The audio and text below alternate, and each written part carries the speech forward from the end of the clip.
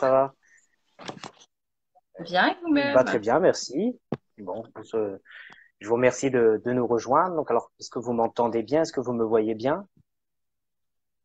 Oui, moi je vous entends très bien. Et vous? Très bien, je vous entends et je vous vois parfaitement aussi. Donc, Ah, il y a Nathalie qui gère ok. le groupe avec moi, qui va juste nous confirmer si elle nous entend. Son et image, OK. Bah, écoute, Bien. si tout est parfait, à ce moment-là, on Super. peut lancer. Nathalie, tu peux lancer le direct, comme ça, on gagne du temps. En tout cas, bah, merci Alexandra d'être là avec nous ce soir. C'est un réel plaisir. Merci, merci de m'inviter beaucoup. Bah, de rien, avec Mhm. plaisir. Comme vous avez vu le concept, hein, c'est voilà un auteur qui vient nous présenter. Donc déjà, qui se présente lui. Donc ensuite, il nous Mhm. présente son univers l'ivresse, pourquoi il écrit, comment. Donc vous auriez deux livres à présenter. Je sais pas si voilà. Oui, Donc vous aurez le Chloé des loups, vous allez nous présenter, qui est sorti chez oui, Robert Laffont, et également Immobile en temps de confinement, où vous avez écrit une nouvelle c'est ça. pour les enfants de la Timone. Mais ça, je vous laisserai en parler. Voilà, D'accord, très bien. j'ai bien travaillé mon actualité, ça va?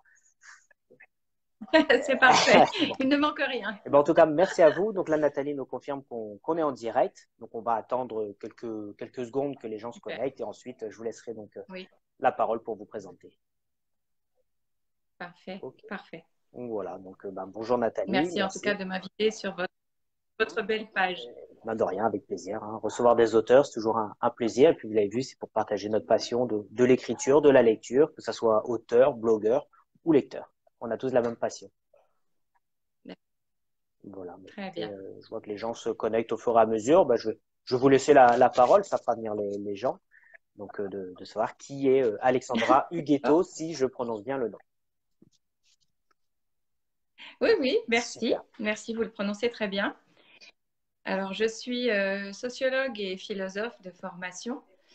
Et outre un métier, je suis consultante en entreprise, mais j'accompagne depuis quelques années, en fait, les femmes à se déployer, à, à convoquer leur puissance et à se sentir fortes pour D'accord. oser se libérer des conditionnements. Mon sujet, c'est ça. C'est comment les femmes peuvent-elles se libérer des conditionnements sociaux, des loyautés familiales pour oser être elles-mêmes. Et ça, c'est mon engagement depuis plusieurs années maintenant, qui D'accord. m'a qui m'a amené à l'écriture.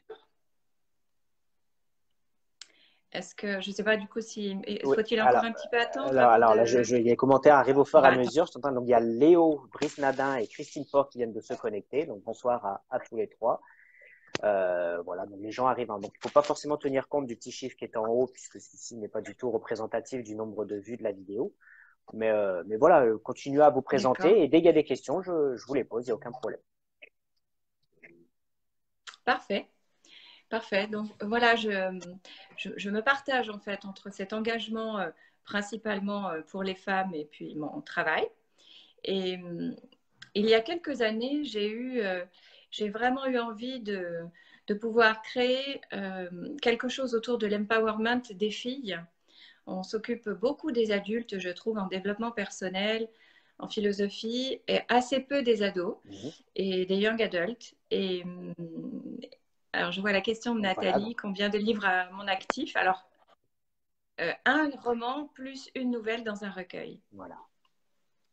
Donc, Et voilà, je déplorais en fait qu'il y ait peu de choses pour les ados. Et j'avais vraiment envie d'écrire pour eux. Et de fait, je ne voulais pas écrire un livre pratique de développement personnel ou de philo pour les ados ou les young adultes, hein, parce que mon roman couvre deux types de lectorat jeunesse. Mais je ne voulais pas faire un livre pratique parce ils sont déjà submergés de bouquins bien sûr, pour leur programme scolaire et je ne voulais pas que mon livre soit pris comme un livre de bien sûr. plus pour travailler. C'est Donc, plus une fiction. c'est ça. Je D'accord. tenais à ce que ça soit une fiction, un roman pour les distraire et pour les inspirer. Et à l'intérieur du roman, de passer des messages. Ça, D'accord. c'était vraiment Alors, ma je volonté. sais pas si vous l'avez avec vous. Moi, j'ai un exemplaire que je peux vous montrer si vous souhaitez. Voilà, bah, j'ai Voilà. exactement le même. Voilà. Et d'ailleurs, la couverture est très belle. Je ne sais pas si c'est vous qui l'avez faite ou pas. Ah oui. Je sais qu'il y a souvent la question qui passe, mais Non, non. Non, c'est une graphiste qui s'appelle et illustratrice qui s'appelle Marion Tigréat, qui travaille pour Robert Laffont sur d'autres collections. Et je l'avais repérée, j'avais trouvé que son travail était vraiment très très beau. Et voilà, et mon éditeur était tout à fait partant pour qu'elle travaille sur ce projet. D'accord. Donc ça, donc vous avez dit, donc c'est une fiction donc pour les jeunes. Est-ce que vous pouvez nous en dire un petit peu plus, voilà, Oui. de quoi il parle exactement? Alors, c'est l'histoire d'une jeune fille. Donc déjà, c'est une fiction dans un monde fantastique. Hein, c'est dans un univers tout à fait science-fiction. Et c'est l'histoire d'une jeune fille qui est engluée dans une tradition familiale et dans un destin familial qu'on veut lui assigner et dans lequel elle ne se retrouve pas parce qu'il est assez violent, assez agressif. Et c'est une jeune fille qui est très lumineuse et qui ne se retrouve pas du tout dans ses valeurs familiales. Sauf que c'est une jeune fille qui a très peur et elle n'ose pas en fait se confronter et assumer sa différence. Et progressivement, en fait, en cherchant à se connecter à sa propre puissance intérieure et à sa propre lumière, elle va réussir petit à petit à s'affranchir de ce modèle familial. Parce que la lutte, c'est pas son truc, elle n'est pas assez forte pour ça, pas assez, elle a trop peur. Donc elle va choisir une autre méthode D'accord. qui est décrite dans le roman. Et combien de temps vous l'avez mis pour Et écrire? évidemment, j'ai Oui, pardon, que je vous laisse continuer. Non, non, pas de souci. Je vais répondre à la question de Nathalie. Euh, En fait, j'ai deux réponses. Il y a eu une première lutte qui a été une lutte contre moi-même de m'autoriser à écrire. J'ai dû passer le cap de mais pour qui tu te prends? Et puis de toute façon, des auteurs, il y en a plein. Pourquoi toi plutôt qu'un autre? Et puis tu seras jamais publié. Enfin bref, donc j'ai déjà dû affronter mes propres peurs et mes propres dragons pour pouvoir écrire. Et ça m'a pris plusieurs années. Je Ah oui, pense que j'ai plafonné à 80 pages pendant au moins 3 ou 4 ans. Et du moment où j'ai réussi à passer ce cap-là, après vraiment quand je me suis lancée dans l'écriture et quand je me suis enfin autorisée vraiment à écrire en me disant mais après tout qu'as-tu à perdre sauf à écrire un manuscrit qui ne sera jamais lu et c'est pas bien grave après tout. Euh, Après je pense qu'il m'a fallu 8 ou 9 mois pour écrire les 200 pages de plus. et Donc justement, Valérie, je vois la question. Oui, ah, excusez-moi, j'ai un petit décalage, donc des fois je pense que oui, vous avez fini. Hop, là. d'accord. Donc je me demandais, je ne sais pas si vous aviez la trame quand vous écrivez, ou est-ce que vous laissez une part d'improvisation? Alors, au début, j'ai écrit sans trame parce que je me laissais plutôt porter par l'intuition. L'histoire m'est arrivée vraiment comme un cadeau. C'est vraiment une nuit. Je savais que je voulais écrire, mais je ne savais pas que je voulais écrire cette histoire. Et D'accord. une nuit, vraiment, je me suis réveillée, j'ai ouvert les yeux et le personnage est arrivé avec son univers et la relation difficile avec son père. Et là, on va dire que j'avais une idée de roman. À partir de là, je me suis vraiment laissée porter par le personnage. Et quelques mois plus tard, en fait, j'ai ressenti le besoin de faire un plan. Aujourd'hui, là, pour l'écriture du roman que je suis en train d'écrire actuellement, là, je pars sur un plan. Ce n'était pas le cas pour Chloé, mais voilà, j'ai appris depuis. Le plan, c'est vraiment utile hein, de faire un plan pour pouvoir structurer vraiment la logique, comment dire, la logique de progression du roman.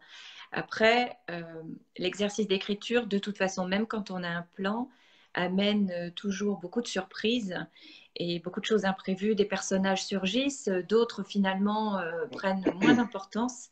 Donc, l'exercice de l'écriture est lui-même très fécond et apporte d'autres choses que le plan. C'est les deux en même temps. D'accord. Et justement, vous parliez de personnages. Vous faites des fiches aussi sur vos personnages? Oui, oui, ça c'est vraiment. Alors ça, de fait, c'est important et je l'avais fait dès le départ parce que c'est parce qu'on connaît très bien son personnage et ses enjeux, ses objectifs, quelles sont les difficultés qu'il a à surmonter, qu'on va pouvoir être beaucoup plus précis, notamment dans les dialogues et dans l'ambiance qu'on met autour du personnage. C'est important pour le lecteur que chaque personnage ait une ambiance qui lui soit propre pour que, au gré des lectorats différents, on puisse s'identifier à un personnage ou à un autre. Parce qu'on le voit, il y a trois personnages forts dans ce roman. il y a Chloé qui est le personnage principal, mais elle va s'appuyer en fait sur une super copine qui est très instruite, très érudite et qui va lui transmettre beaucoup de messages. Donc je me sers d'ailleurs beaucoup de l'héroïne, moi, pour faire passer mes messages en termes de philo et de développement personnel.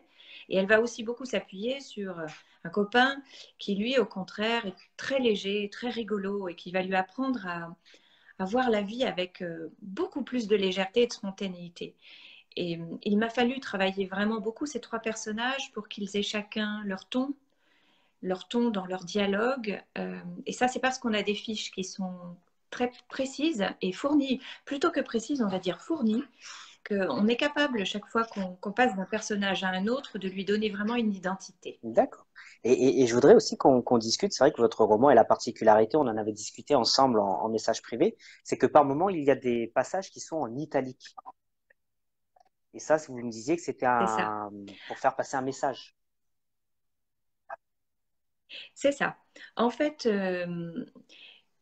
je voulais quand même que ce roman puisse avoir des petites parties qui soient pédagogiques. Mon objectif, hein, c'est que un ado ou un jeune adulte puisse le lire et pour lui-même en retirer des choses concrètes qui lui permettent d'avancer. Donc, je vais aborder des sujets comme avancer avec ses peurs, savoir comprendre ses colères plutôt que de lutter contre, savoir rassurer son enfant intérieur pour réussir à être sa propre ressource sans attendre des autres qu'il y ait nécessairement de l'aide. Voilà le genre de sujet que je vais traiter. Donc, au fil du récit, j'ai trouvé l'astuce de créer en fait un carnet, une sorte de carnet intime que l'héroïne appelle son carnet de pensée lumineuse. Il est matérialisé dans le livre par des pages grisées, donc les pages ressortent du texte, et de temps à autre, Chloé, le personnage, s'arrête. Vous voyez, les pages se présentent comme ceci. Elles sont en grisé, alors que le reste des pages est plus classique. Et de temps à autre, en fait, Chloé s'arrête sur un cap qu'elle a franchi et elle va expliquer avec les mots d'une jeune fille de 17 ans ce qu'elle a compris et comment elle l'a franchi. Et c'est là que, du coup, de temps en temps, perlé dans le récit, je mets du développement personnel et je m'autorise des pages plus pédagogiques. D'accord. Alors, le reste, c'est vraiment le fil du récit. Ok, super. Mais en tout cas, merci pour toutes ces réponses. Alors, je ne sais pas si vous voyez, on a pas mal de questions là qui circulent. Dont une de Christine qui demande est-ce que pour écrire donc ce livre, vous avez été obligé de faire beaucoup de recherches? Alors, on va dire que oui et non. Ce livre, je l'ai vraiment écrit à partir de mes connaissances de développement personnel que je diffuse déjà dans un podcast et sur les réseaux sociaux. Sur mon site internet, j'ai déjà beaucoup de ressources que je diffuse gratuitement autour du développement personnel. Donc, pour écrire ce roman, je suis allée rechercher dans mes propres carnets, parce que j'ai des carnets de développement personnel dans lesquels je marque ce qui est important et les outils qui m'ont paru vraiment intéressants pour moi. Et je suis allée rechercher dans mes carnets pour identifier ce qui pouvait être plus spécifiquement adapté pour un jeune. Et après, je l'ai transposé avec des illustrations pour un jeune, des mots de jeune. Voilà, je l'ai transposé pour que ça devienne compréhensible par un lectorat jeune. D'accord. Mais oui, du coup, il y a beaucoup de documentation. Il y a 20 ans de développement personnel derrière, en fait. J'ai cru comprendre que vous étiez une passionnée du développement personnel, justement. C'est ça. C'est ça. C'est ça. Donc, il y a vraiment beaucoup, beaucoup de documents. Et justement, est-ce que vous avez des rituels d'écriture? Est-ce que vous écrivez plutôt le week-end, la journée? Est-ce que c'est plutôt en silence, en musique? Je me méfie de la musique maintenant parce que il m'est arrivé de voir que sur certains chapitres, parce que j'avais mis une musique un peu triste, parce que le chapitre était triste, je pleurais comme une madeleine quand j'écrivais le chapitre, sauf que quand je le relisais à froid, en fait, le chapitre n'était pas vraiment triste, c'était la musique qui m'avait rendu triste. Donc je me méfie maintenant de la musique qui parfois ça peut influencer vos écrits. Me met sur une mauvaise voie. J'ai l'impression. Et puis je peux avoir l'impression que j'écris quelque chose de rigolo ou d'entraînant ou de triste, alors qu'en fait, c'est assez plat. Donc, j'écris plutôt dans le silence. J'ai deux enfants qui ont 11 ans maintenant, donc quand j'ai commencé à écrire, ils étaient petits. Et puis, je travaillais, donc ça a été compliqué. J'ai la chance d'être insomniaque, ça m'a porté préjudice pendant de nombreuses années, mais on va dire que je, je dois ce livre largement à mes insomnies de 4 heures. Et au lieu de chercher à me rendormir, eh ben, je me suis levée pour écrire. Et du coup, j'ai beaucoup écrit de 4 heures à 7 heures. Et justement, il y a souvent cette question qui revient. Le soir, j'en suis. Le soir, exactement. Justement, quand vous avez des idées, est-ce que vous les écrivez sur des bloc-notes, sur des post-it, ou est-ce que vous retenez et le lendemain, vous écrivez? Ou est-ce que dès que vous avez une idée, il faut la noter tout de suite? J'ai toujours un bloc-notes. Ouais, ça c'est vrai, c'est tellement vrai. J'ai toujours un bloc-notes sur moi. Maintenant, j'ai mes notes sur mon smartphone. Et si j'ai une idée, je la note. Mais autant j'écris sur ordinateur, bien sûr, avec un logiciel d'écriture, autant les notes, ça c'est que des notes papier. Du coup, ça se passe sur papier pour les notes. Et du coup, j'ai des fiches avec les thématiques. Des thématiques, bon là, je voulais transmettre des choses vraiment. Donc du coup, j'avais des fiches pour ce que je voulais transmettre. J'ai aussi des fiches pour les enjeux. Il y avait les enjeux des personnages, les enjeux des parties, les enjeux du roman. Moi, je suis assez dingue de l'enjeu, en fait. Je trouve que ça nous permet pendant l'écriture, de rester sur une position haute en disant mais pourquoi j'écris? D'accord. Donc j'ai beaucoup travaillé les enjeux. Et alors, Nathalie qui nous dit qu'elle va l'acheter pour son fils, mais pour elle aussi, puisqu'il a le même âge, il a 17 ans. Et elle demande quel genre de livre vous lisez. Alors déjà, merci Nathalie. Nathalie, en plus, il se trouve que ce roman plaît beaucoup aux mamans. Les mamans qui l'achètent pour leurs ados, parce que même les petits, hein, les 11-14, ils trouvent leur compte.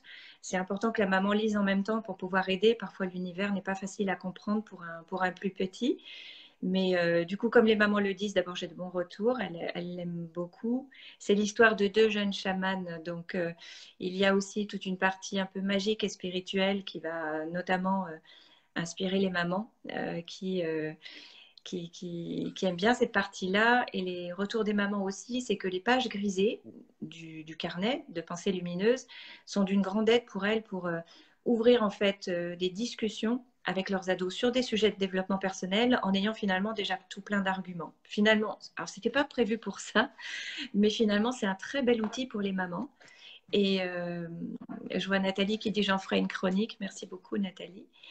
Et j'ai beaucoup, beaucoup de retours très chouettes de mamans. D'ailleurs, j'ai animé, c'était avant le confinement, j'ai animé des ateliers maman-ado qui étaient très, très chouettes. D'accord, ça c'est. Où en librairie, j'allais prendre le livre. Je laissais au choix un sujet sur comprendre ses peurs, comprendre ses colères. Et puis ensemble, maman-ado, voilà, je lisais une page de carnet intime et puis on discutait ensemble. C'était très, très chouette. Et justement, parfois. Mais pardon, Oui. elle m'avait posé une question à laquelle je n'ai pas répondu. Je vais essayer de la retrouver. Ah oui, c'était quel genre de livre je lis? Pour poursuivre sur Nathalie, je lis énormément de développement personnel et spirituel. On va dire que c'est 80% de mes lectures. Après, depuis que j'ai écrit un roman, je me suis remise à lire des romans pour pouvoir m'inspirer, voir comment on fait une trame, comment on gère une intrigue. Voilà, je lis plus de romans récemment. De romans, d'accord. Faites-vous beaucoup de travail de remaniement de votre texte? C'est une question qui est assez intéressante. Ah ouais, alors énormément. J'ai fait l'erreur de trop bien vouloir écrire trop tôt. Donc, à peine étais-je lancée dans le début de l'écriture, que déjà je peaufinais mes chapitres. J'aime beaucoup que la lecture, je lis beaucoup mes textes à voix haute. J'aime que ça soit fluide, que les chapitres s'enchaînent bien. Mais ça, malheureusement, je l'ai fait beaucoup trop tôt. Donc, à chaque fois que je remaniais le texte, il fallait remanier ça. Et comme c'était quand même, c'était peut-être pas forcément bon, mais en tout cas, c'était bien ficelé, ça a été compliqué à déconstruire. Donc là, pour mon roman en cours, je fais en sorte que ma V1, je m'inquiète moins de l'écriture et du style et plus de la logique et de la trame de l'intrigue. Et ensuite, je remanierai pour l'écriture. Donc ça a été j'ai déjà beaucoup remanié, moi, avant d'être publié. Mais lorsque j'ai eu un éditeur qui est Robert Laffont, il y a eu aussi un travail de remaniement avec l'éditeur, notamment parce que j'ai dû mettre 2 ans pour trouver un éditeur. J'avais eu l'idée, ce livre était pensé comme une saga en 3 volumes, et j'avais eu l'idée, puisque je n'arrivais pas à trouver d'éditeur, de rassembler le premier volume et le 3e volume en un seul et de rajouter un personnage.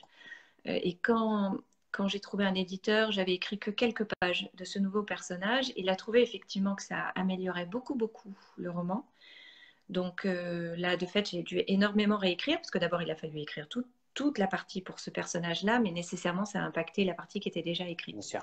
Donc, il y a eu encore énormément de remaniements. Ouais, il y a eu pas mal de travail dessus, quoi. Ouais. Beaucoup. Ok. Oui. Léo qui nous dit que l'histoire se déroule à quelle période en particulier?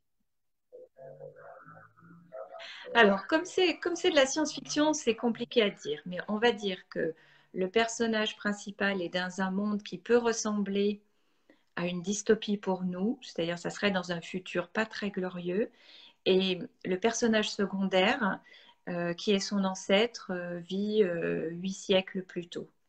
Et on voit l'évolution de ces 2 jeunes filles qui sont à des moments charnières de leur vie, avec des enjeux assez proches et qui vont prendre des chemins totalement différents. Et on va les suivre en fait pendant tout le fil du récit. D'accord. Alors là, je vois qu'il y a des questions qui arrivent sur le deuxième roman qui est plus le recueil de nouvelles. Est-ce qu'on peut vous demander de lire un extrait de votre roman Chloé des Loups? Alors, un extrait de Chloé des Loups? Oui, un petit extrait ou pas? Oui. Ouais. Ah bah avec plaisir. Voilà, en attendant, je remonte un petit Je vais vous lire le... Je remonte un petit peu les commentaires en attendant. Donc Nathalie qui dit que votre projet de maman que vous disiez tout à l'heure dans les librairies, ça devait être très intéressant. Ah oui, j'ai adoré. D'abord, c'était absolument mignon. J'ai tellement aimé ces moments. Moi, je suis maman aussi, donc j'étais très, très touchée de finalement pouvoir offrir un espace où, sur des sujets sensibles, c'est pas si facile de parler avec ses ados, de pouvoir créer cet espace où on pouvait, par le biais d'une héroïne, se parler de sujets comme la peur, comme la colère, qui peuvent être des sujets avec beaucoup de contentieux dans les familles, et s'en parler du coup de manière très apaisée. J'étais très émue en fait chaque fois que j'en ai animé. Et j'imagine que peut-être. Alors je vais vous lire pour...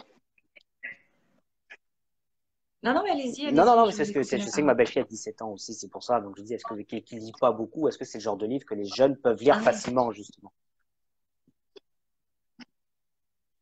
Il fait quand même 400 pages, donc faut aimer écrire, faut aimer lire. Bon, c'est écrit assez gros. L'histoire est assez entraînante, donc les retours que j'en ai, c'est qu'une fois qu'ils ont réussi à rentrer dans l'univers, c'est vrai que l'univers n'est peut-être pas facile d'accès, mais alors pour le coup, pour les ados d'aujourd'hui qui aiment beaucoup les univers comme Naruto, comme voilà, des choses très science-fiction, finalement ça les aide. Mais l'univers, c'est vrai, est tellement différent qu'il n'est pas très facile d'accès. Par contre, l'histoire est entraînante. Et ce qu'on me dit, c'est qu'on on a envie d'aller jusqu'au bout et de tourner les pages. Voilà. C'est l'essentiel. Alors, je vais vous lire du carnet aujourd'hui qui écoute et qu'il puisse se rendre compte de ce qu'il y a dedans. Donc, c'est la pensée lumineuse sur la peur. Je sais ce que je vais écrire en premier dans ce carnet. Je le sais car j'ai compris qu'elle me gâche la vie. Elle, c'est la peur. La peur est mon poison. Elle s'est insinuée en moi lorsque j'étais petite et ne m'a plus jamais lâchée. Je me suis juré de ne pas mettre de gros mots vulgaires dans ce beau carnet, mais là, j'en écrirai bien toute une ribambelle. J'ai compris il y a peu que cette peste adorait mes faiblesses. Elle les met tout en haut de la liste de mes pensées pour que je ne voie qu'elle. Elle les agite sous mon nez en ricanant bien fort. Elle a l'art de me faire oublier tout le reste. Plus elle ricane, plus elle grandit. Et moi, pendant ce temps, je rétrécis à vue d'œil. Je deviens minuscule derrière cette peur géante qui sort de moi pour envahir tout l'espace. Elle est vraiment trop forte. Je suis sûre que la plupart du temps, les gens la voient, elle, en pensant me voir moi. Enfin, ça, c'est surtout mon père. J'ai vraiment peur de tout, ou presque. Je ne l'avouerai jamais à personne, pourtant c'est un fait. Le pire, c'est que cette peur dévore même ma joie. Bon, là je fais la maligne, hein, mais il m'a fallu un sacré temps de réflexion pour pouvoir écrire tout ça dans l'ordre, sur mon cahier de brouillon, et ensuite j'organise ma pensée. C'est grâce à Annabelle, évidemment, que j'en ai pris conscience. Hier, elle m'a dit qu'avoir peur était tout à fait normal, mais qu'il ne fallait pas laisser cette émotion prendre le contrôle. Moi, je crois lui avoir donné tous les pouvoirs depuis bien longtemps. Elle décide souvent à ma place.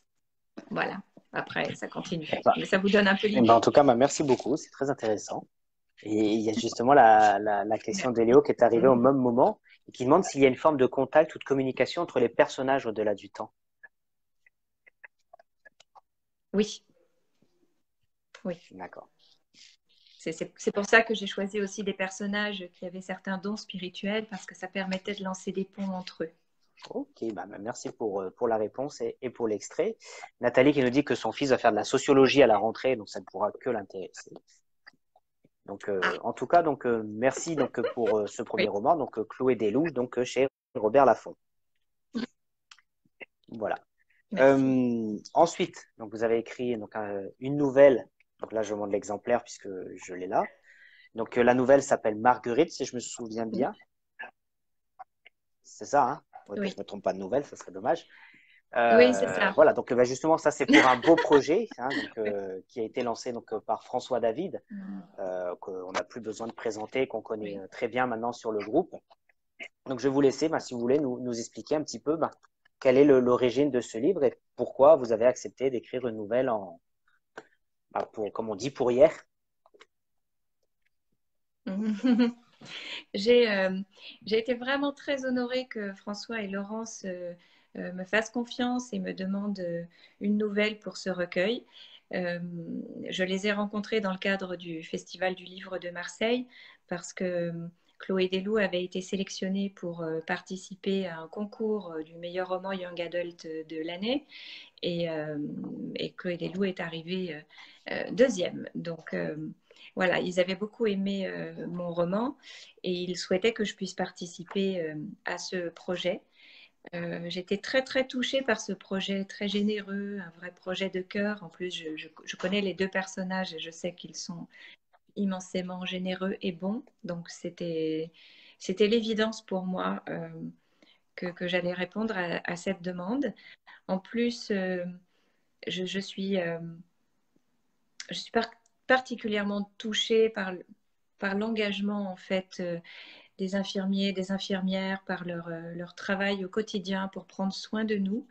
Et de fait, ma petite Marguerite, qui est une personne âgée et qui a un peu perdu ses repères, elle a autour d'elle un seul repère qui est cette jeune infirmière. Et c'était important pour moi de saluer le travail que font ces personnes et aussi de montrer à quel point, dans certaines situations tellement difficiles, parfois même vitales, elles finissent par être le seul repère au monde. Et c'était important pour moi de témoigner de ça. D'accord, mais en tout cas, merci, parce que c'est vrai que c'était un très beau recueil. Il y a 40 auteurs qui se sont mobilisés pour reverser tous les bénéfices à l'association Hope Project. Donc ça, c'est pour les enfants de la Timone. Donc effectivement, les 40 auteurs, il y a vous, il y a Jean-Louis Debré, Jean-Philippe Guérand, enfin, on va pas tous les citer, mais il y a vraiment de très beaux noms. Ah oui, très beaux noms. Florence Quentin, Exactement. Annie Carr, Marie-Robert, enfin, j'en oublie. Notre amie Clélia Ventura aussi, qui était parmi ça. Donc, elle doit se le procurer au plus vite, le livre, effectivement, Nathalie. En tout cas, moi, je vais le dire ce soir, je vais profiter de l'occasion. J'avais promis sur le groupe d'offrir un exemplaire qui a été dédicacé. Donc, ce soir, je vais mettre cet exemplaire-là à gagner. Comme ça, vous pourrez lire la nouvelle d'Alexandra, qui s'appelle Marguerite, pour les enfants de la Timone à Marseille. Donc, je vais le mettre en jeu parmi les participants de ce live ce soir. Oui. Voilà. C'est ça. L'association Hope Project est une association en fait qui récolte des fonds pour améliorer les conditions d'accueil des enfants, les conditions de travail des infirmières, les conditions d'accueil des parents, parce qu'évidemment, sur un hôpital pédiatrique, il y a des contraintes logistiques supplémentaires pour pouvoir accueillir les familles et pour que les enfants ne soient pas isolés pendant leurs soins. Et donc, cette association fait un travail vraiment formidable pour soutenir cette qualité d'accueil et de travail aussi pour les soignants. Bien sûr. En tout cas, encore merci, parce que c'était vraiment un très, très beau geste. Donc Christine qui nous dit effectivement que l'achat du recueil est prévu. Moi aussi je croise les doigts. Bah, effectivement, si tout le monde croise les doigts, donc tant mieux, puisque c'est une très belle cause, effectivement, nous dit Nathalie. Ensuite, j'avais une autre question. Vous faites aussi des, si j'ai bien compris, après vous me direz, vous faites aussi des chroniques podcast. Oui. Donc ça s'appelle La Petite Chronique Oui, c'est Lumineuse. ça. Je ne sais pas si vous voyez, j'avais ce petit carte là. Oui. Si vous pouviez nous en parler justement, parce que je sais qu'on a certains chroniqueurs sur le groupe. Donc, Ah, très bien. En fait, j'ai toujours dans le cadre de mon engagement en fait pour les femmes et de l'empowerment féminin, ça fait maintenant plus de 3 ans que j'ai la volonté en fait de pouvoir transmettre ce que je connais. Donc j'avais créé ce podcast que là il n'y a plus de nouveaux épisodes hein, depuis 1 an et demi maintenant. Je m'étais beaucoup concentrée sur l'écriture et ben, comme je suis maman et puis comme j'ai un travail, il y a un moment où ça ne rentrait plus dans l'agenda. Néanmoins, il y a une bonne vingtaine d'épisodes. Ce sont des épisodes très courts. L'idée, c'est qu'on puisse les écouter lors d'une pause au travail, en allant travailler. Voilà, c'est pas du tout. Ils durent en général entre 3 et 5 minutes. Il y a quelques épisodes d'été qui ont été un petit peu plus longs parce que là, c'était des présentations de femmes inspirantes. Et chaque épisode, en fait, dépeint un outil ou une thématique de développement personnel qui me tient à cœur et pour lequel l'auditeur va pouvoir s'exercer. C'est des toutes petites capsules inspirantes autour du développement personnel, de la socio, certaines de philo aussi, ça dépend des thématiques. d'accord, ok. C'est gratuit, c'est sur toutes les plateformes de podcast, sur mon site internet aussi, alexandrahuguetto.com. D'accord. Et voilà, c'est à disposition des gens. Ok, Ouais. j'ai vu qu'effectivement c'était disponible sur iTunes, SoundCloud, donc vraiment toutes les plateformes d'écoute imaginables, quoi. Ouais, Ok. c'est ça. Est-ce que vous avez, alors j'imagine que pendant le confinement vous aviez des salons, des séances de dédicaces de prévues. Est-ce que ça soit donc pour le recueil de nouvelles ou pour Chloé Desloups, est-ce que vous avez des séances de prévues ou des salons? Alors, malheureusement, le Covid a vraiment coupé mon élan. J'avais vraiment des ateliers maman-ado un peu partout, à Strasbourg. J'interviens aussi beaucoup enfin, je devais intervenir beaucoup dans les réseaux en fait d'enfants au potentiel, parce qu'il se trouve que ce roman leur plaît beaucoup.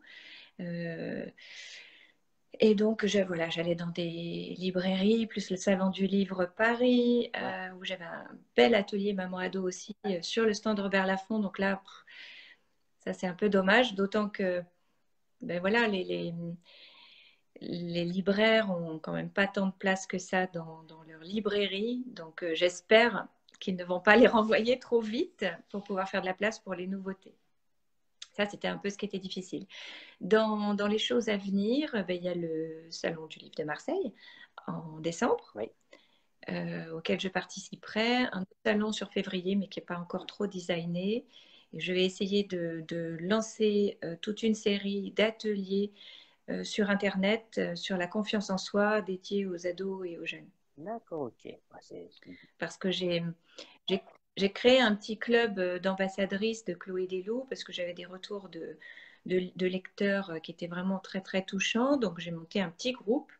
Et dans ce petit groupe, voilà, les jeunes filles, même petites filles, qui sont exprimées dans ce groupe m'ont dit que vraiment le sujet qui était important pour elles et difficile, c'est la confiance en soi. Donc voilà, je vais lancer des ateliers prochainement, un tout petit prix minuscule pour que même une petite jeunette puisse participer. Eh bien, écoute, c'est vraiment une très très belle initiative. Il y a souvent la question qui revient, si on veut se procurer votre roman avec une dédicace, parce que voilà, comme on dit, on est des passionnés, donc souvent la dédicace du roman, est-ce qu'on peut vous contacter en message privé pour s'arranger avec vous? Ah oui, alors avec plaisir. Donc moi je ne vends pas les livres, donc surtout allez les acheter chez vos libraires. En plus, c'est important de faire Sûr. vivre nos libraires et donc vraiment allez les acheter. En revanche, vous pouvez me contacter sur message privé. J'ai fait éditer des petites cartes de visite, des petites cartes postales où on retrouve exactement la couverture hein, du roman Mm. du roman. Donc, c'est voilà la couverture sans la jaquette.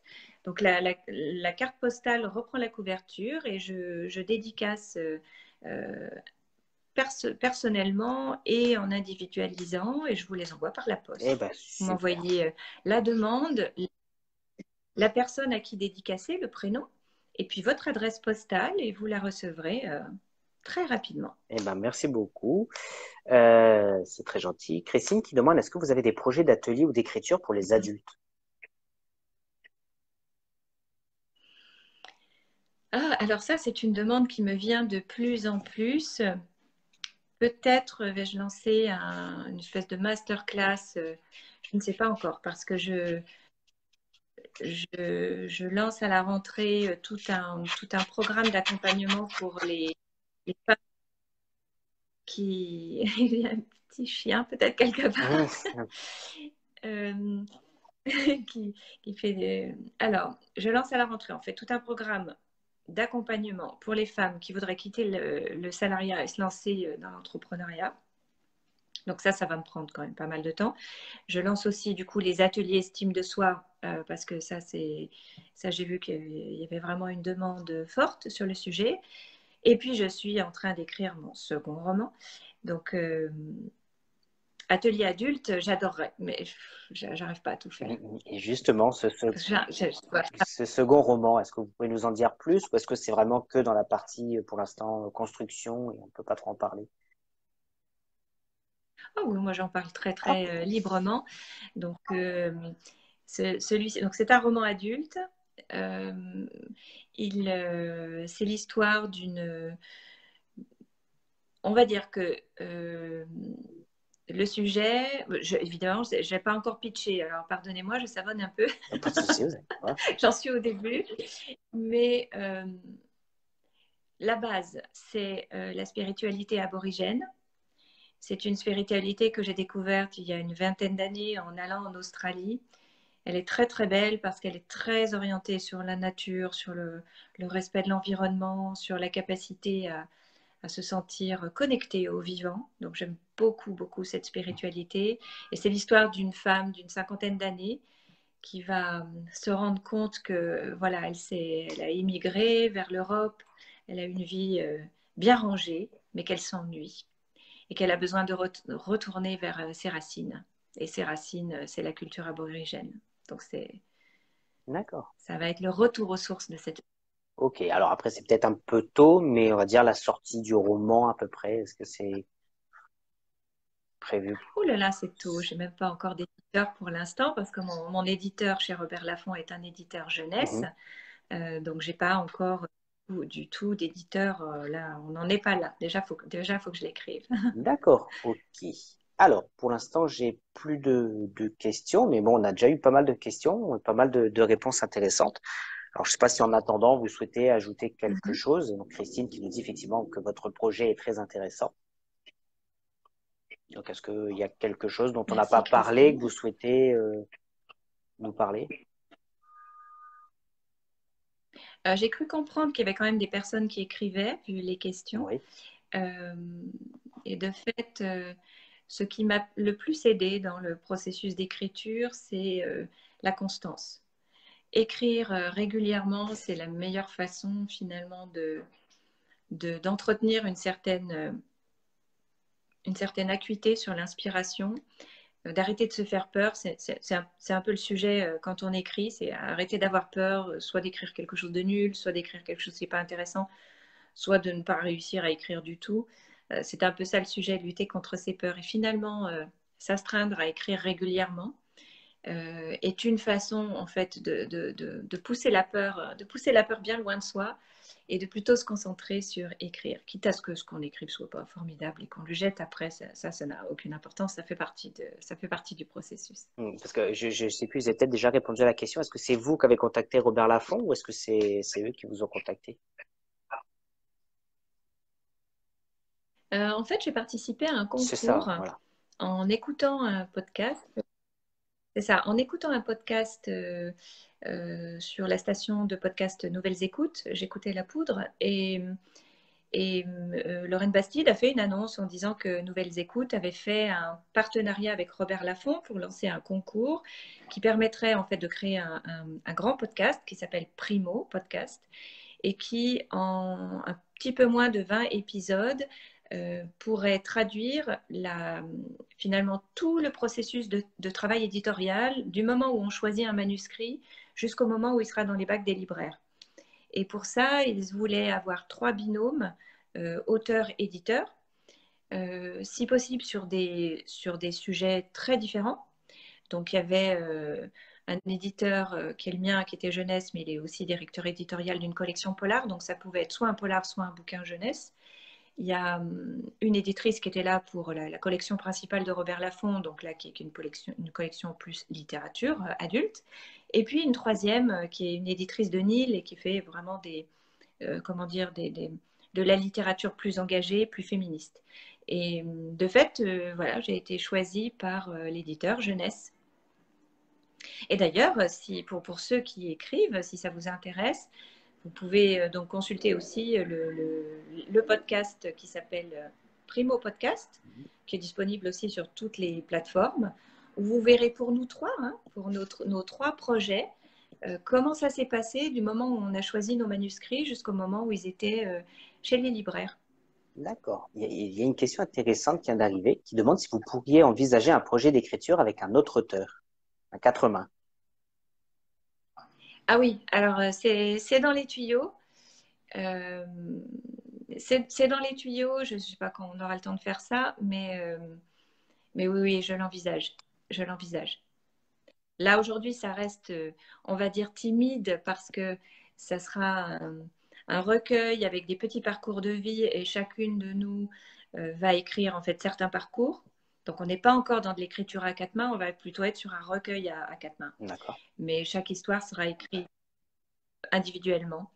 J'aimerais bien, oui, le processus d'écriture à 4 mains, ça doit être vraiment, vraiment stimulant. Et justement, est-ce que vous pourriez écrire autre chose qui n'est pas en rapport avec votre métier, justement? Est-ce que vous pourriez écrire un feel-good, un thriller, un polar, ou est-ce que vraiment du développement personnel?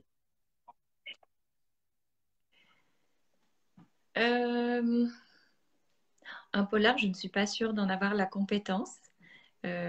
J'ai bien vu, moi, puisqu'il y avait quand même, mon personnage évolue dans un univers vraiment violent et difficile, donc j'ai bien vu que même pour mettre des éléments d'intrigue, un peu de suspense, c'est pas si simple. Donc je suis pas sûre de savoir faire ça.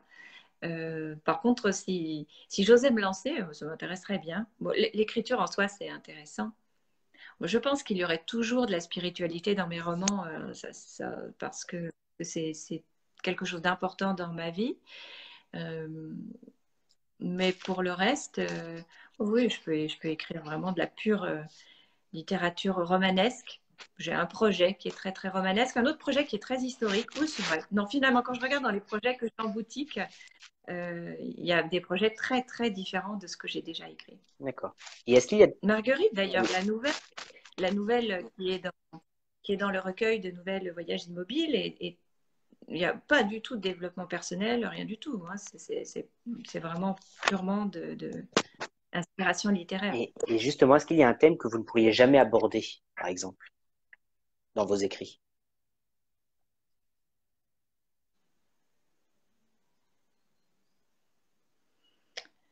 Je pense que probablement la mort d'un enfant, ça ne serait pas supportable. Ah Je oui, sais qu'il y a des auteurs qui osent se lancer pour ça, mais non, je pense que je n'en serais pas capable. ouais, c'est vrai que c'est pas forcément un thème très, très joyeux, c'est sûr. Non. Avez-vous envie d'écrire d'autres nouvelles? Ouais, moi j'ai beaucoup aimé l'exercice de la nouvelle. D'où l'idée aussi du recueil à plusieurs mains qui s'écrira quand on aura le temps l'une et l'autre de le faire. J'ai beaucoup, beaucoup aimé l'exercice de la nouvelle parce que je trouve que c'est très exigeant. Il faut en très peu de signes être capable de créer un univers, une ambiance. Euh, j'ai vraiment aimé. D'accord. Et c'était votre première nouvelle Donc, que vous écriviez pour eux. pourquoi pas. Oui, oui, oui, c'était Ouais, une première nouvelle. C'était un et challenge de justement. 15 jours pour Oui. l'écrire. Et justement, qu'est-ce qui vous a inspiré pour Quand... écrire cette nouvelle, justement? Alors, l'inspiration est venue tout de suite. Finalement, cette nouvelle m'a beaucoup rassurée en fait sur ma capacité à écrire. J'étais pile dans un moment où bon, j'avais plein de projets d'écriture dans l'air, mais je me disais, est-ce que je vais être capable de donner encore autant que sur le roman précédent? J'étais un peu en questionnement, en me disant, avant de me lancer dans le second, est-ce que, est-ce que je vais être capable en fait de recommencer? C'est beaucoup de Bien travail sûr. quand même. Et moi, je travaille, j'ai des enfants, j'ai un mari. J'étais en plein questionnement. Bon, et en même temps, quand Fanfan m'a appelé, je ne me suis pas posé la question, j'ai foncé. Et une fois que j'ai raccroché, je me suis dit, mais mon Dieu, mais d'abord, comment est-ce qu'on écrit une nouvelle? Mais d'abord, je n'ai que 15 jours. Et puis, qu'est-ce que je vais raconter? Donc, ça a été un peu un moment de panique. Bien sûr. Et je me suis dit, bah, c'est pas grave, de toute façon, là, t'as dit oui, donc faut y aller. Et je me suis mis sur mon clavier et tout de suite, l'ambiance est arrivée. Cette vieille dame, les, comment dire, entre le thème voyage immobile, la maladie de la vieille dame, qui l'emmène aussi dans des histoires pas possibles, et puis les infirmières, finalement, ça m'avait posé un décor et l'écriture est venue rapidement. Ouais, c'est comme si vous avez planté comme. Et ça m'a Ouais. rassurée sur le fait que je pouvais écrire. Ça m'a rassurée sur le fait que je pouvais écrire sur commande. Je n'étais pas du tout sûre de savoir faire ça. Je me disais, bah mon Dieu, au pire, je lui enverrai un truc nul, puis il me dira, oh, je suis Alexandra, je suis désolée, mais je ne peux pas publier. Ouais. Je dis, bah tant pis, je prends le risque. Parce que justement, vous dites que vous pouvez écrire de maison d'édition, par exemple un livre tous les ans. Est-ce que vous verrez, vous, écrire un roman tous les ans? Ah bah, en tout cas, pas tant que je peux en vivre, parce que moi, j'ai un travail qui est prenant, des enfants. J'adorerais. Hmm. Vraiment, si je pouvais ne faire qu'écrire, ça serait super merveilleux. Là, en l'état des choses, c'est pas possible. Je ne peux pas sortir un roman par an, ça marche pas. Est-ce qu'il y a des auteurs qui vous inspirent Non. plus que d'autres? Ah ouais, ouais, ouais, bien sûr, bien sûr. Pour des raisons différentes. Alors, l'auteur qui m'inspire depuis toujours, c'est Michel Tournier, pour l'exigence du langage, l'exigence du style, cette capacité à décrire par les mots, la richesse des mots. Hmm. Vraiment, je suis totalement folle dingue de ces romans. Euh, Après, j'aime énormément Laurent Godet. C'est c'est merveilleux de le lire, tout le temps, chaque fois. Ça, c'est un auteur que j'apprécie beaucoup. Quels sont les auteurs je suis complètement admirative de ce qu'a pu faire J.K. Rowling. Mhm. Cet univers merveilleux de Harry Potter, si bien écrit, si simplement écrit, elle a réussi, elle, à décrire un univers qui n'existe pas de manière très simple, ce que je n'ai pas réussi à faire, ça je vous le dis tout de suite. Mon univers est compliqué et je n'ai pas réussi à le décrire simplement. Elle, voilà, elle a fait de la magie avec des mots tout simples. Je suis très émerveillée et je relis régulièrement ces bouquins pour aller fouiller et voir comment elle fait et comment elle s'y prend. Bon, là, il n'y a pas d'autres. J'en ai plein C'est d'autres, déjà pas je mal, hein. lis beaucoup, mais c'est déjà pas mal. Ah, une question intéressante. Donc, je salue Clia qui vient de nous rejoindre et qui vous félicite donc, pour votre parcours. Et Christine qui nous demande si vous avez fait appel à Merci. des bêta-lecteurs pour votre livre, Chloé Desloups. Ah oui, ah bah ça c'est une super question et en effet, dès que j'ai commencé à écrire, comme j'ai vu que ma plus grande peur c'était d'écrire quelque chose de complètement nul, euh, je me suis dit ben, je vais y aller avec ma peur et du coup je vais essayer de lui tordre le cou tout de suite ou d'en avoir le cœur net. Donc, j'ai créé ce que j'ai appelé un comité de lecture. J'ai fait appel à volontariat. J'étais dans un réseau de femmes entrepreneurs, donc il y avait quand même là-dedans des femmes que j'avais juste croisées sans trop les connaître. Je ne voulais pas que ce soit des personnes trop impliquées dans ma vie parce qu'elles n'auraient pas osé me dire c'est bien, c'est pas bien. Donc je voulais que ce soit des personnes qui me connaissent un peu, mais pas trop. Et donc j'ai eu une trentaine de personnes dans ce comité de lecture. On va dire qu'il y en a 9 qui sont restées jusqu'au bout, parce qu'évidemment, plus il y avait de pages, plus c'était du boulot pour elles. Et j'ai soumis dès les 30 premières pages. Quand j'ai envoyé le mail, je ne vous dis pas, j'étais super stressée en me disant, mais que vont-elles me dire le premier envoi. Et comme j'ai vu que c'était encourageant, qu'elles me demandaient la suite, voilà, qu'elles avaient vraiment même bien capté l'univers, je me suis dit, OK, on continue.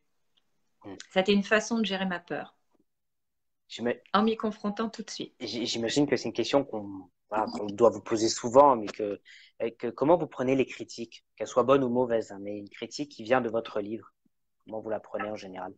Ah là là, super mal. Évidemment, il y a eu des critiques négatives et mon Dieu, j'en ai fait un quasi-drame. Non, j'exagère, mais disons que ça m'a vraiment chagrinée chaque fois. Bon, va falloir que j'apprenne. Ça vous touche, quoi. À prendre de la distance. Ouais. Non, je n'ai pas réussi à avoir de la distance là-dessus. J'espère que ça viendra. D'accord. Et vous ferez appel à des bêta-lecteurs pour le prochain aussi?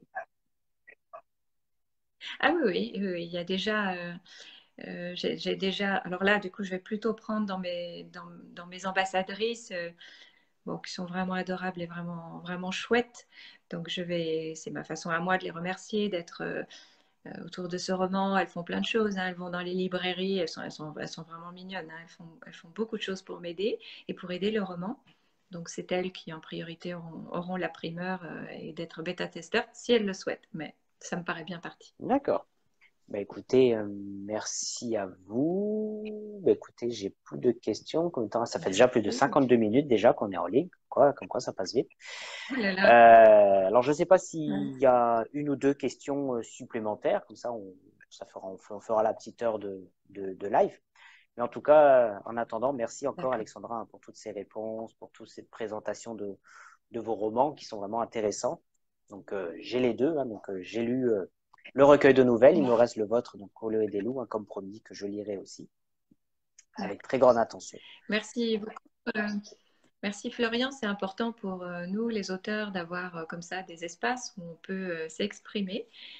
Surtout par les temps actuels où on a moins d'espace en librairie, ce qui est tout à fait normal.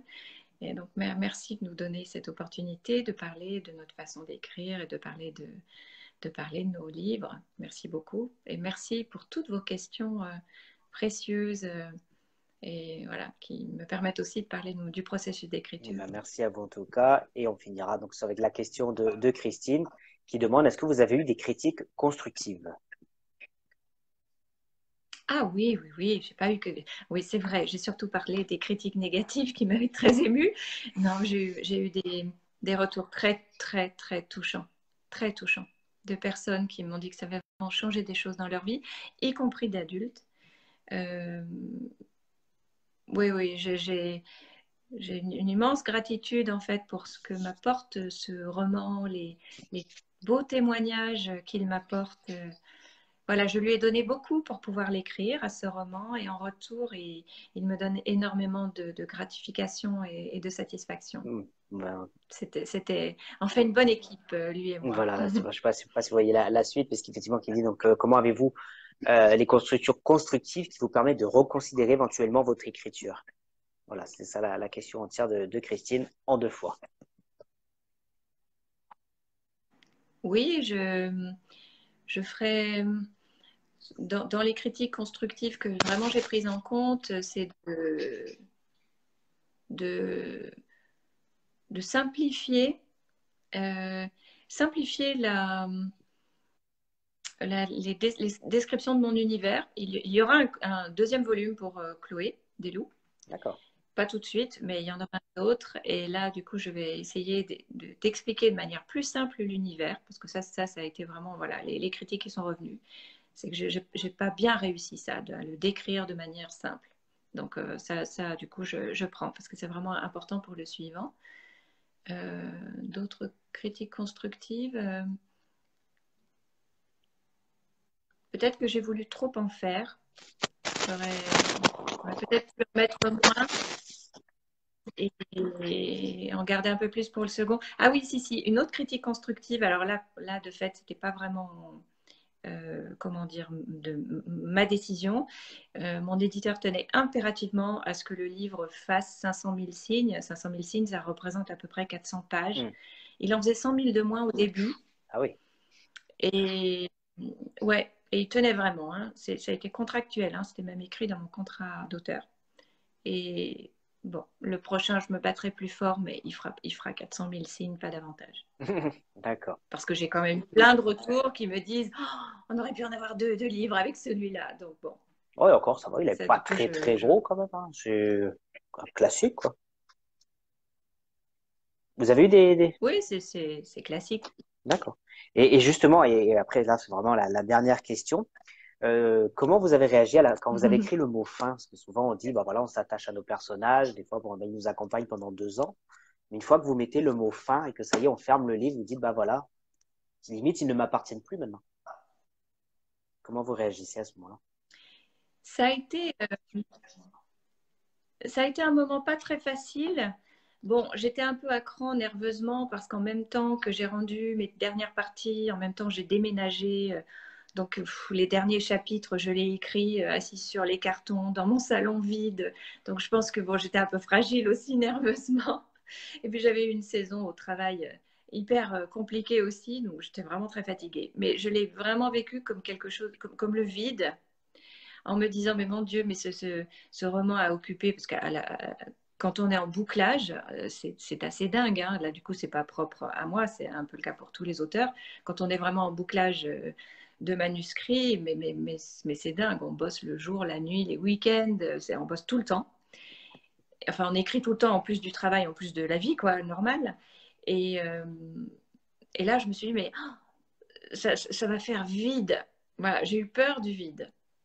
Bon, après, j'ai apprécié me reposer, mais voilà, la première inquiétude, c'est peur du vide. Et après, il y a aussi quand on valide les premières épreuves, donc qui vont permettre de faire la maquette, j'ai eu aussi en même temps qu'une immense fierté de me dire, mon Dieu, la maquette est faite, donc ça va devenir un livre. Jusque-là, ça restait un manuscrit, quoi. Et une fois qu'on a validé la maquette, là, ça va être un livre. Et ça, waouh, j'étais quand même drôlement fière de moi. Ouais. Et en même temps, j'avais quand même peur de me dire, mais je ne vais plus pouvoir le toucher, je ne vais plus pouvoir l'améliorer. Ouais. Voilà, c'était les deux en même temps. Bien sûr. Et justement, il y a Christine, et après vraiment promis, on arrête là, qui demande, est-ce que dès le début de l'écriture, vous envisagiez un tome 2? Oui, ouais. Oui. Ça devait même être une saga en 3 volumes. Finalement, le premier volume a été condensé avec le 3e, mais le volume 2 a toujours existé dans ma tête. Ok, super. Donc à ce moment-là, dès que le tome 2 sortira, on aura, j'espère, la chance de vous avoir de nouveau en live avec le projet de 4 mains aussi qui va arriver. Donc, ouais, merci. De belles occasions de se revoir. Mais dans tous les cas, on se verra pour de vrai au festival, enfin, me concernant, au Festival du Livre de Marseille. Avec grand plaisir. Voilà. Et rendez-vous à Marseille. D'ici là, je l'aurai lu et avec grand plaisir, je vous dirai mon avis. Et rendez-vous aussi avec les personnes qui sont présentes. J'imagine qu'elles sont du Sud. Donc alors, il y en a certaines qui sont du Sud, mais il y a des Parisiens aussi qui peut-être viendront sur Marseille pour l'occasion. Mais en tout cas, si vous avez des dates de salon qui tombent, n'hésitez pas à les partager sur le groupe. On les partagera avec grand plaisir. D'accord. Ok. Donc voilà. Donc Chloé Delou, donc chez Robert Laffont, donc celui-là qui est sur le développement personnel. Et je rappelle effectivement donc le recueil de nouvelles. Voilà, voyez la nouvelle Marguerite pour les enfants de la Timone que je vais mettre à gagner pour l'occasion. Je vais faire un petit concours sur le groupe d'ailleurs pour l'occasion. Voilà, puisqu'il est dédicacé. par certains auteurs qui étaient venus Super, à Marseille super. le jour Merci de beaucoup. l'ouverture. Bah, merci à vous, Alexandra, en tout cas, d'être venue en ce lundi soir. Ah, Voilà. Je vous dis à très mhm. bientôt. Bonne continuation et au plaisir de vous lire à ce moment-là. Eh bien, merci beaucoup, Florian, pour cette invitation. Merci à toutes les personnes présentes sur ce long live. Et ben, je vous souhaite un très bon long week-end. Ben, merci. Ouais, c'est vrai que c'est férié demain. On a tendance à l'oublier en cette Et à période-là. bientôt. Et puis, je mets la rediffusion sur YouTube. Voilà, toutes les rediffusions seront en ligne ce soir. Donc, je le fais pour ceux qui veulent revoir ce live en entier. Ah, Voilà. ah, c'est chouette. Je ne savais pas. Voilà. Bah, comme ça, Super. si vous avez un site internet, comme vous disiez tout à l'heure, si vous souhaitez mettre la vidéo, ce sera Ouais. plus simple de mettre un lien à YouTube un lien Facebook il arrive un moment, ça se perd. En tout cas, merci à D'accord, vous, Christine, parfait. qui vous remercie pour ce live très intéressant et espère pouvoir venir sur Marseille. Léo Breda, qui vous remercie aussi d'être venu. Voilà. Merci encore, Alexandra, et à très bientôt. À bientôt. Allez, Merci, au bisous à revoir. tous. Ciao, ciao.